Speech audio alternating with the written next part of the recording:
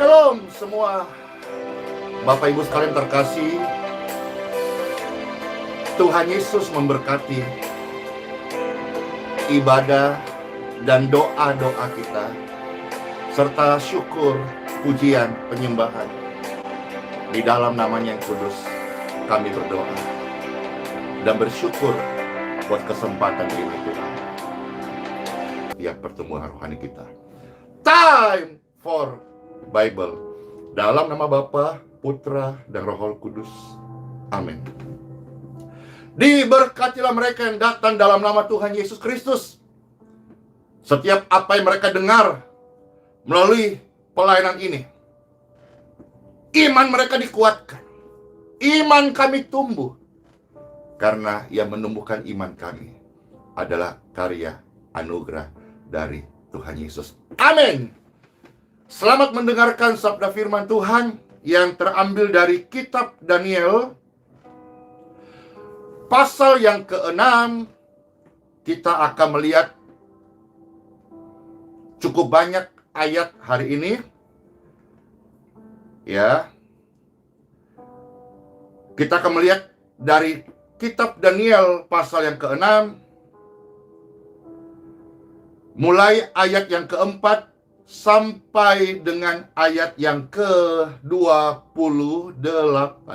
Artinya kita akan membaca, saudara-saudara akan mendengarkan 24 ayat yang terambil dari kitab Daniel pasal yang ke-4 sampai dengan ayat yang ke-28. Selamat mendengarkan Bapak Ibu sekalian yang terkasih.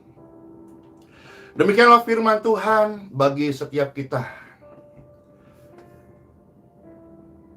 Daniel ini dikisahkan ayat yang ke-4. Dia punya kelebihan dari Tuhan. Daniel ini melebihi para pejabat tinggi dan para wakil raja itu. Karena ia punya roh yang luar biasa. Sering disuarakan khotbah-khotbah di gereja, Spirit of excellent, excellent spirit, roh yang sempurna, roh yang luar biasa. Jadi Daniel ini punya kelebihan yang Tuhan kasih. Rohnya kuat. Artinya dia tidak lupa memperkarakan perkara rohnya, rohaninya. Daniel tidak lupa memberikan makan rohnya, makanan rohani, doa, baca firman Tuhan, melayani. Jadi Daniel punya kelebihan, rohnya kuat. Wah, dan Tuhan bekerja di bagian yang kuat itu. Kalau daging manusia yang kuat, maka setan akan bekerja di daging itu. Ketika manusia punya roh yang kuat, Tuhan bekerja di roh yang kuat itu. Dan di sini raja bermaksud untuk menempatkannya atas seluruh kerajaannya. Maksudnya apa? Raja melihat kelebihan Daniel ini dan berencana mempromosikan dia, menaruh Daniel di tempat yang baik, diangkat hidupnya, dipromosi. Ayat selanjutnya, kemudian para pejabat tinggi dan wakil raja itu cari alasan untuk menjatuhkan, untuk menggagalkan promosi raja terhadap Daniel.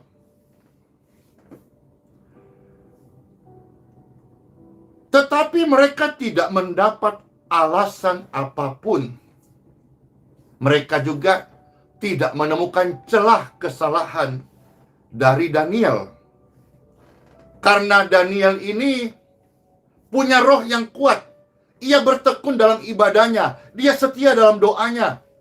Sehingga tidak didapati ada sebuah kelalaian dalam tugas pemerintahannya. Yang mana teman-teman pejabat tinggi yang lain mau mencari celah supaya Daniel celaka. Kita harus betul-betul memahami ini. Tuhan tidak merancangkan celaka bagi kita. Iblis itu pencuri, pembunuh, pembuat celaka, pembinasa. Nah, sekarang kita melihat ayat yang ke-6. Maka berkatalah orang-orang itu, kita tidak akan mendapat suatu alasan dakwaan terhadap Daniel ini. Kecuali apa? Kecuali dalam hal ibadahnya kepada Tuhannya. Jadi yang mau dicarikan celah adalah ibadahnya kepada Tuhannya. Kita bersyukur hari ini ada hidup di Indonesia dan undang-undang menjamin setiap masyarakat Indonesia untuk beribadah kepada Tuhannya masing-masing. Agama yang resmi, yang sah, disahkan oleh pemerintah di Indonesia. Nah, waktu itu saudara-saudara, orang-orang ini mencari celah. Dan mereka akhirnya mau menggoreng-goreng hatinya raja. Karena Daniel tidak didapati kesalahan dalam tugas pemerintahannya, kecuali dalam hal ibadahnya kepada Tuhannya. Kemudian bergegas-gegaslah para pejabat tinggi dan wakil raja itu menghadap raja serta berkata kepadanya, "Ya Raja Darius, kekallah hidup tuanku. Semua pejabat tinggi kerajaan ini, semua penguasa dan wakil raja, para menteri dan bupati telah mufakat, supaya dikeluarkan kiranya suatu penetapan raja dan ditetapkan suatu larangan Daniel mengalami persekusi, larangan ibadah kepada Tuhannya. Larangannya berbunyi, barang siapa yang dalam 30 hari menyampaikan permohonan kepada Tuhannya, kecuali kepada raja. Jadi ini diblok 30 hari. Daniel tidak boleh ibadah, tidak boleh naikkan permohonan syukur, tidak boleh naikkan permohonan doa. Kalau ada permohonan, hanya sampaikan kepada raja. Nah, barang siapa yang berani melanggar larangan ini, maka sanksinya ia akan dilemparkan ke dalam gua singa. Oleh sebab itu, ya Raja, keluarkanlah larangan itu dan buatlah suatu surat perintah yang tidak dapat diubah, menurut undang-undang orang Media dan Persia, yang tidak dapat dicabut kembali. Sebab itu, Raja Darius membuat surat perintah dan menyetujui larangan itu. Demi didengar Daniel bahwa surat perintah itu telah dibuat, pergilah ia ke rumahnya. Dalam kamar atasnya ada tingkap-tingkap yang terbuka ke arah Yerusalem. Dan di sini Daniel 3 kali sehari ia berlutut, ia berdoa, ia memuji Tuhannya. Dan inilah yang biasa dilakukannya keseharian Daniel. Jadi jangan heran Bapak Ibu, Daniel punya kelebihan karena rohnya kuat. Rohnya kuat kenapa? Karena dia tidak meninggalkan ibadahnya. Dia tidak meninggalkan sembahyangnya. 1 hari 3 kali. Jangan hanya urus perut saja, makan 1 hari 3 kali. Kalau cuma 2 kali, lemas. 1 kali merasa belum makan. Tapi perhatikan roh kita. Ingat, kita adalah manusia roh. Mungkin ibadah saudara-saudara 1 minggu 1 kali berkumpul di gereja. Tapi jangan tinggalkan doamu setiap hari. Dan inilah yang kalau kita melihat kuncinya Daniel punya kelebihan, punya roh yang luar biasa. Dia tidak meninggalkan doanya sekalipun dia mendapatkan ancaman. Akhirnya ketika melihat Daniel tetap memilih untuk berdoa kepada Tuhan, lalu orang-orang itu gegas masuk dan mendapati Daniel. Dan Daniel memang sedang berdoa dan sedang bermohon kepada Tuhannya. Kemudian mereka menghadap raja dan menanyakan kepadanya tentang larangan itu. Bukankah Tuanku mengeluarkan suatu larangan supaya setiap orang yang dalam 30 hari menyampaikan permohonan kepada salah satu dewa atau manusia, kecuali kepada Tuanku Raja, maka sanksinya mereka akan dilemparkan ke dalam gua singa. Jawab raja, perkara ini telah pasti menurut undang-undang orang Media dan Persia yang tidak dapat dicabut kembali. Lalu kata mereka kepada raja, Daniel, salah seorang buangan dari Yehuda, diungkit lagi latar belakangnya. Padahal Daniel sudah dipulihkan, bahkan mulai dipercaya oleh raja. Bahkan karena raja melihat dia punya kelebihan, dia baik, punya roh yang kuat, tekun berdoa, imannya baik, mau dipromosi. Tetapi label daripada orang yang menjatuhkannya kembali mengungkit masa lalunya, seolah-olah promosi Tuhan, kepercayaan raja itu tidak pernah ada.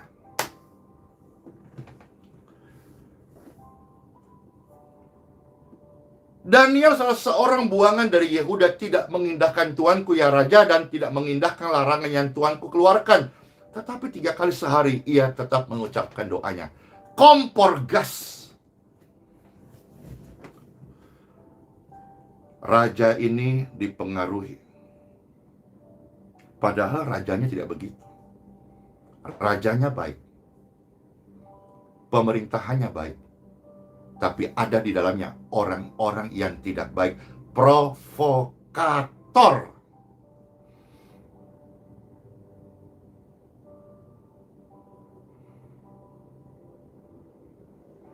Setelah raja mendengar hal itu, maka sangat sedihlah ia, dan ia mencari jalan untuk melepaskan Daniel sebetulnya. Bahkan sampai matahari masuk, ia masih berusaha menolongnya.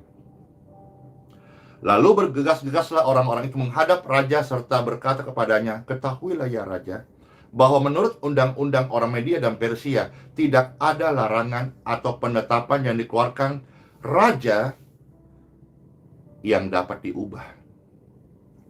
Sesudah itu raja memberi perintah.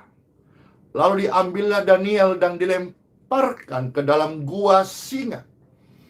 Sambil berbicaralah raja kepada Daniel, Tuhanmu yang kau sembah dengan tekun, dialah kiranya yang melepaskan engkau. Maka dibawalah sebuah batu dan diletakkan pada mulut gua itu. Lalu raja mencap itu dengan cincin materainya dan dengan cincin materai para pembesarnya, supaya dalam hal Daniel tidak dibuat perubahan apa-apa. Supaya Daniel nggak bisa kabur dari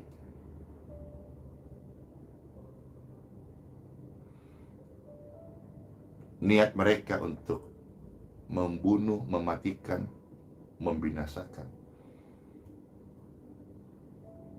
Disegel supaya tidak boleh dibuka tengah malam.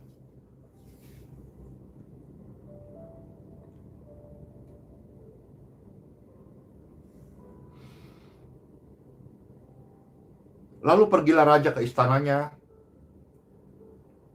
dan berpuasa semalam-malaman itu. Ia tidak menyuruh datang penghibur-penghibur, dan ia tidak dapat tidur. Perhatikan, ia tidak dapat tidur. Penguasa, pucuk pemerintahan, para pengambil keputusan,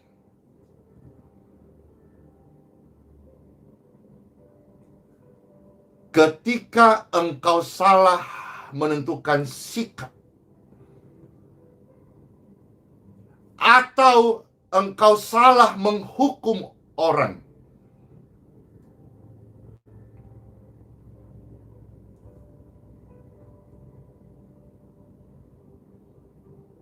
engkau akan gelisah.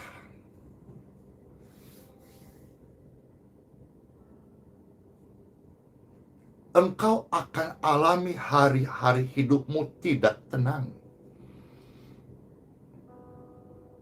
Tidak tenang waktu istirahatmu. Tidak tenang waktu tidurmu. Tidak tenang waktu makan. Raja ini kurang apa fasilitasnya? Tetapi ia tidak dapat tidur. Ada sebuah kegelisahan. Saya percaya ada hukum namanya hukum hati nurani. Raja ini tidak dapat tidur. Kenapa? Dia gelisah, tidak tenang.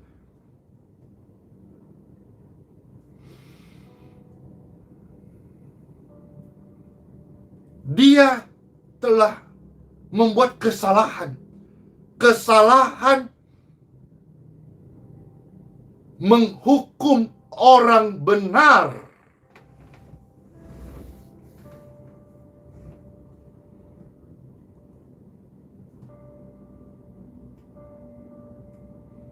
Menghukum orang benar.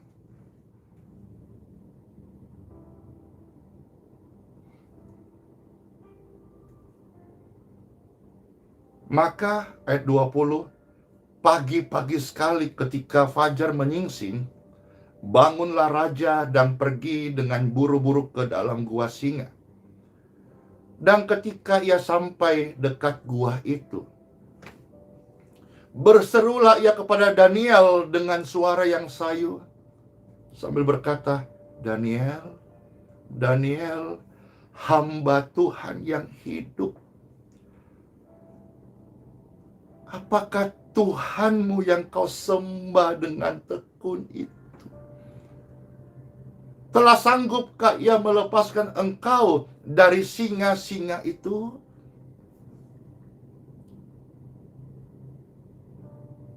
Lalu setelahnya, terkagetlah raja ini. Dia terkaget. Kenapa? Karena Daniel menjawab dari dalam gua itu. Daniel berkata, ya raja, kekallah hidupmu. Tuhanku telah mengutus malaikatnya, amin, untuk mengatupkan mulut singa-singa itu, sehingga mereka tidak mengapa-ngapakan aku. Karena ternyata Daniel tidak bersalah di hadapan Tuhan. Mungkin pembesar lain mencari-cari salahnya Daniel. Dan raja akhirnya terikut dan membuat keputusan yang sudah dibuat, tapi ternyata di dalamnya orang benar kok mau dihukum. Dan mungkin di mata hukum waktu itu Daniel kedapatan salah. Tetapi dengarkan baik-baik, ada satu hukum di atas segala hukum, yaitu hukum dari Tuhan. Dan di mata sang pemilik hukum yang tertinggi, Daniel rupanya tidak salah. Kita mau cari pembelaan siapa? Manusia? Tidak. Daniel percaya kepada Tuhan. saya belajar percaya kepada Tuhan. Dan saya belajar melakukan apa yang kitab suci Tuhanku ajarkan. Ini yang saya belajar lakukan. Di hadapan Tuhan, ternyata dia tidak bersalah. Dan Daniel berkata, ketahuilah Tuanku ya Raja, aku tidak melakukan kejahatan. Daniel mau bilang begini, Tuanku Raja, kamu harus tahu, ketahuilah bahwa ibadah dan doa kepada Tuhan itu bukanlah suatu kejahatan. Mengapa engkau setuju untuk mengeluarkan surat pelarangan itu? Daniel berkata, Tuanku Raja, dia menghormati Raja, dia menghormati pemerintahan di atas dia. Tapi dia mengungkapkan sebuah kebenaran. Ketahuilah Tuanku Raja, bahwasanya seseorang ibadah kepada Tuhannya, berdoa sembahyang kepada Tuhannya, itu bukanlah kejahatan. Terlebih-lebih ketika dia berdoa untuk jadi berkat buat sesama, dia bersyafaat untuk jadi berkat buat kota, buat keselamatan bangsa. Itu bukan kejahatan. Hal yang sama kami alami hari ini. Kemarin kami ke kantor kelurahan. Saya mendengar ada kisah-kisah yang lain yang saya baru dengar, karena kisah ini terjadi sebelum saya hadir ke aula kecamatan rapat yang dimana videonya viral itu tersebar. Ternyata ada kisah yang lebih seram yang memang saya tidak tahu dan baru dengar kemarin. Di dalam kisah itu ternyata ada dugaan pengancaman. Dan juga kemarin saya sudah mendapatkan bukti screenshot. Ternyata ada provokatornya.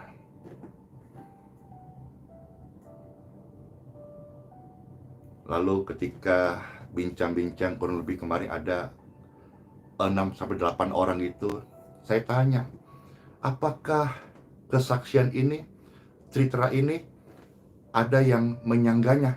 Mereka berkata, kami menyangganya. Dan kami berkata, Pastor Andi tidak salah. Dari versi mereka sendiri. Dan sebetulnya sudah clear. Tapi ketika orang ini datang, dan ada dugaan orang ini adalah provokatornya, dia datang, maka terjadilah kejadian yang tersebar video itu.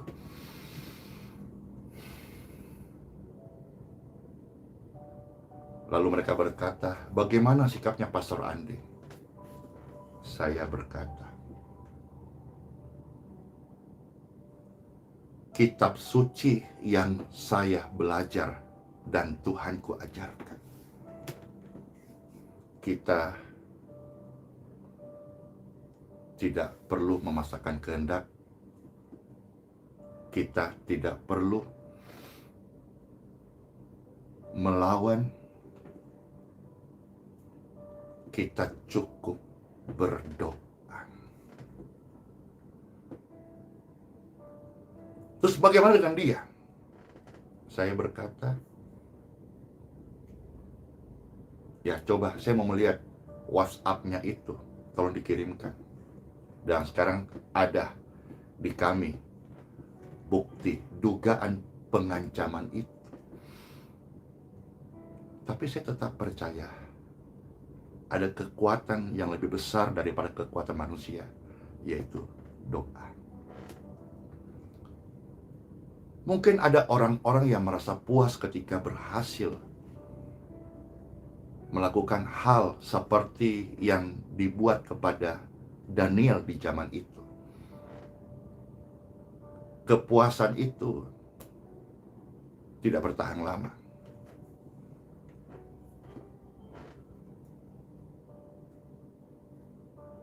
Kepuasan itu hanya sementara, 1-2 hari. Hari berikutnya, mereka akan gelisah.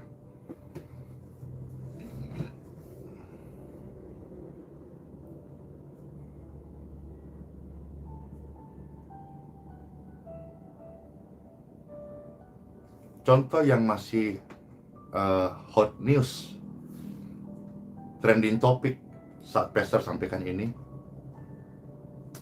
penganiayaan kepada Bapak Ade Armando.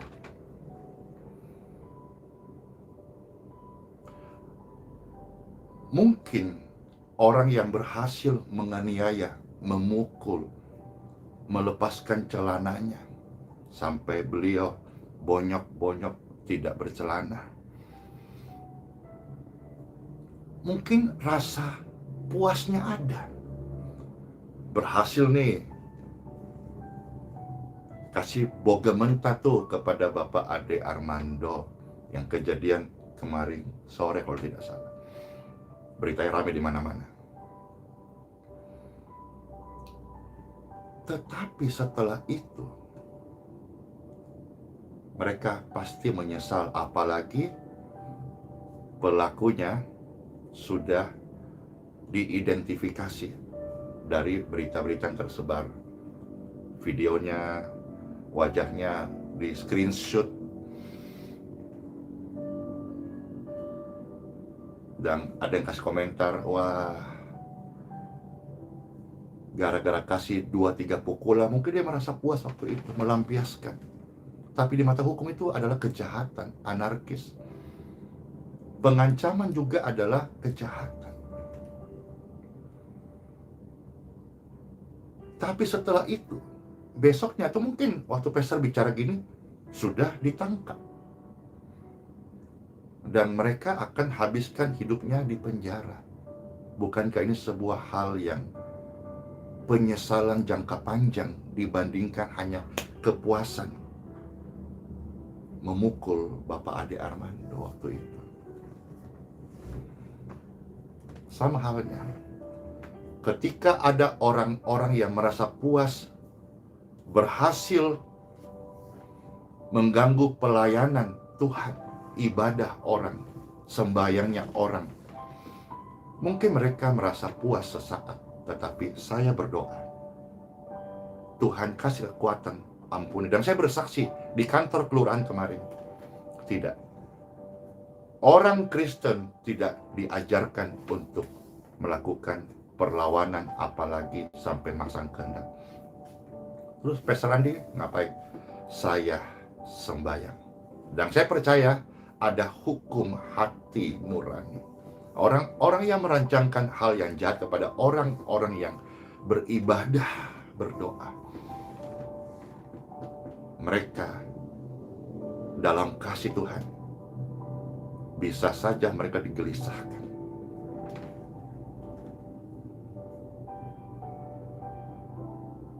Dan kegelisahan itu waktu datang,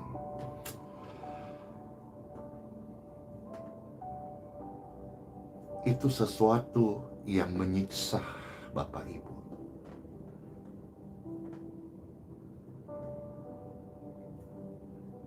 Kegelisahan itu tidak akan berhenti sampai orang bertobat di hadapan Tuhan.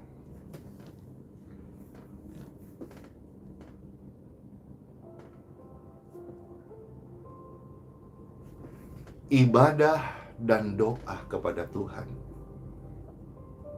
itu bukanlah sebuah kejahatan. Kalau kita belum bisa mendukung, paling tidak jangan diusik, jangan diganggu.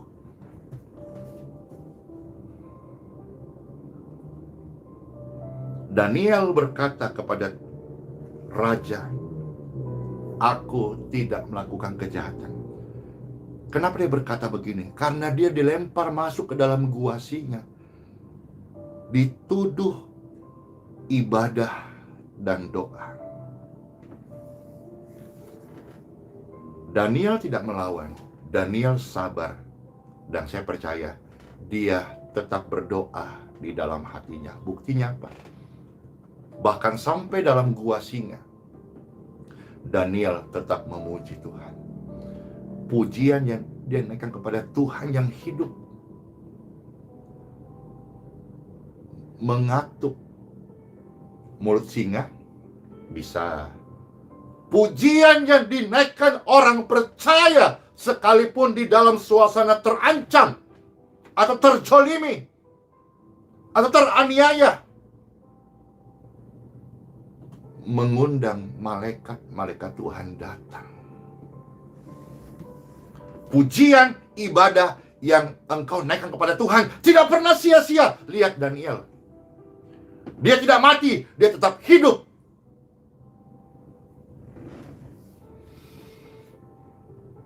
Bahkan ketika mendengar hal itu, raja bersukacita, lalu memberi perintah supaya Daniel ditarik dari dalam gua itu. Maka ditariklah Daniel dari dalam gua itu, dan tidak terdapat luka apa-apa padanya, karena ia percaya kepada Tuhannya. Saudara-saudara sekalian, kepercayaan kita, alat ujinya adalah tantangan. Saya ulangi. Kepercayaan iman orang Kristen yang Alkitab ajarkan dalam banyak hal, alat ujinya adalah tantangan.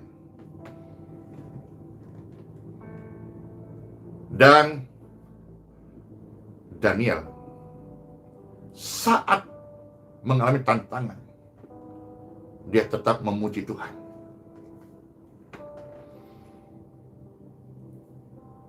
Pertolongan Tuhan itu datang. Jadi saudara-saudara sekalian, Bapak Ibu yang percaya pada Tuhan Yesus, ketika engkau mengalami tantangan,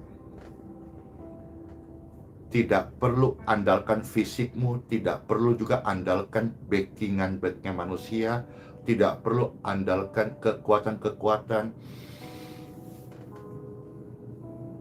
yang lain.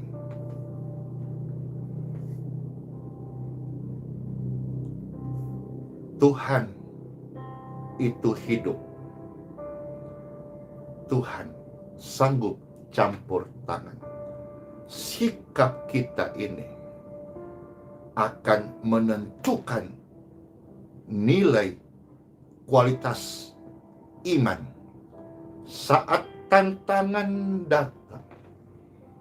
Disitulah kelasnya, alat ujinya daripada iman yang kita yakini dan kita percaya selama ini. Daniel tidak luka. Daniel tidak meninggal karena Daniel percaya hidup dan matinya bukan dalam gua singa. Hidup dan matinya bukan di tangan singa, bukan di tangan musuh-musuhnya, bukan di tangan raja waktu itu, tetapi dia percaya hidup dan matinya Daniel di tangan Tuhan yang dia sembah.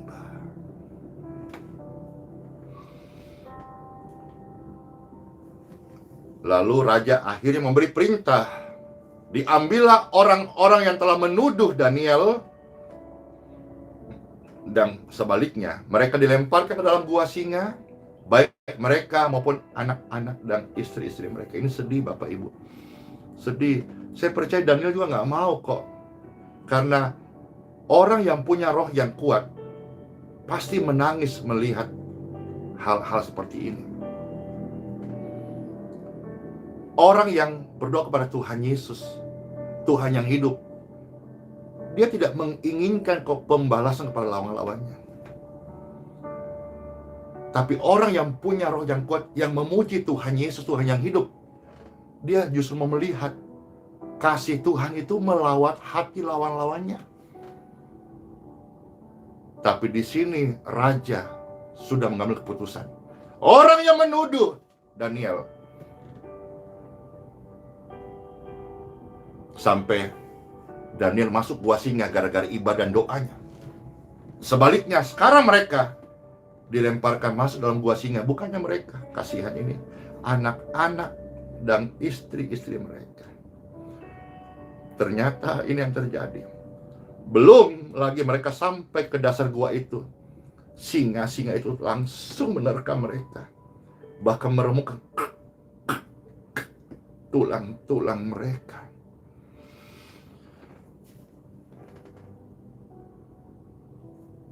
Orang-orang yang jahat kepada Daniel instan menerima sanksinya. Sedih kan? Daniel pasti nggak mau itu. Daniel mau semua orang mengalami kasih Tuhan. Yang sudah percaya kepada Tuhan Yesus, sembahlah Tuhan Yesus dengan tekun, muliakanlah, pujilah, saksikanlah karyanya. Yang belum percaya, kitalah, saudara-saudara sudah percaya, jadi saksi, supaya Bapak Ibu yang belum percaya, belum merasakan kasih Tuhan Yesus, mereka lewat hidup kesaksian kita, tutur bahasa kita, pelayanan yang Tuhan percayakan, mereka juga boleh berkesempatan untuk merasakan kasih Tuhan Yesus. Kemudian Raja Darius mengirim surat kepada orang-orang dari segala bangsa, suku bangsa, dan bahasa yang mendiami seluruh bumi. Bunyinya, bertambah-tambahlah kira kesejahteraanmu. Bersama ini kuberikan perintah bahwa di seluruh kerajaan yang kukuasai, orang harus takut dan gentar kepada Tuhannya Daniel. Orang-orang, sekelompok orang merancangkan yang jahat kepada Daniel, melarang ibadah, melarang doa dari Daniel. Sebaliknya, lewat kejadian itu, karena sikap Daniel ini tetap berdoa sekalipun ada masalah, dia tidak melawan, dia percaya kepada Tuhan. Tuhan kuasanya lebih sanggup daripada semua kuasa yang ada di muka bumi ini. Apakah engkau mengalami hal yang sama? Berbuat baik tapi mengalami yang tidak baik? Jangan berhenti berbuat baik. Karena yang kita sembah Tuhan Yesus, Dia itu hidup, berkuasa, kekal sampai selama-lamanya. Dan lihat, akhirnya Tuhan pakai raja ini menginjil dan berkata kepada semua orang di kerajaan yang kukuasai, katanya, orang harus takut, gentar, hormat kepada Tuhannya Daniel. Praise God forevermore. Glory to Jesus. Amin.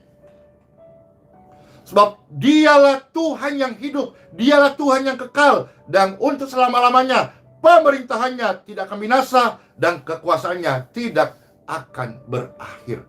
Akhirnya raja ini dipakai Tuhan memberitakan kekuasaan Tuhan, kerajaan kekal. Padahal dia seorang raja. Dia seorang raja, tapi berkata bahwa kerajaanku hanya fana dan sementara, tapi kerajaan Tuhannya Daniel itu kekal sampai selama-lamanya. Orang harus takut dan gentar kepadanya, sebab dia yang kekal, pemerintahannya tidak akan binasa, kekuasaannya tidak akan berakhir. Bapak Ibu sekalian dipercaya Tuhan, mendapat amanah sebagai kepala pemerintahan. Ingatlah juga bagian ini, bahwa setiap kekuasaan masa jabatannya ada, tetapi Tuhannya Daniel berkuasa kekal selama-lamanya.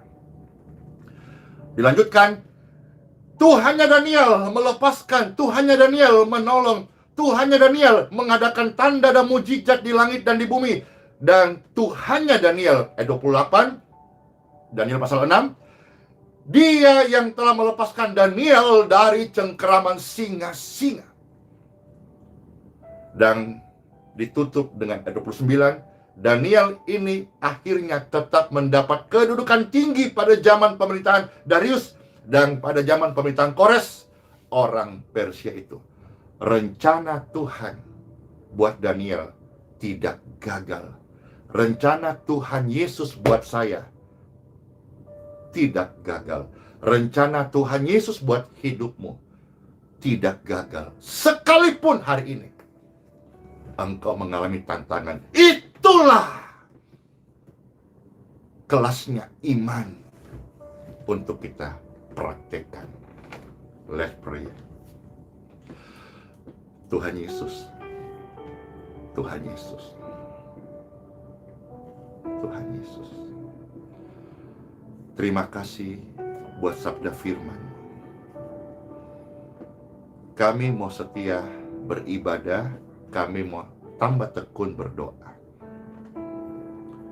Dan biar lewat renungan ini, orang-orang yang belum memahami ini juga mendapat pencerahan bahwasanya ibadah orang, doa seseorang kepada Tuhan itu bukanlah sebuah kejahatan. Tidak perlu dipersulit, tidak perlu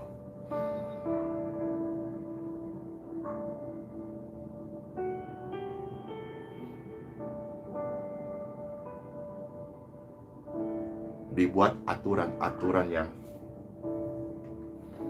aturan itu akhirnya menghalangi seseorang untuk ibadah kepada Tuhan maupun berdoa. Itu bukan kejahatan. Kiranya pencerahan ini menjadi berkat bagi setiap kita. Kita bersyukur hidup di negeri tercinta Republik Indonesia, yang mana negara menjamin setiap warganya beribadah kepada Tuhannya masing-masing. Bahkan negara melindungi. Kita bersyukur. Berdoa bagi pemerintahan, damai sejahtera Tuhan boleh mengalir setiap hati. Kami sebagai umat Tuhan hari ini boleh bersyukur yang sudah mendapat kesempatan beribadah. Syukur ibadah itu. Jangan lalukan kesempatan ibadah engkau tinggalkan untuk hal-hal duniawi. Jangan meremehkan ibadahmu, karena ibadah itu lebih mulia daripada emas murni. Ibadah itu berharga. Bahkan ada begitu banyak tulang-tulang di kuburan.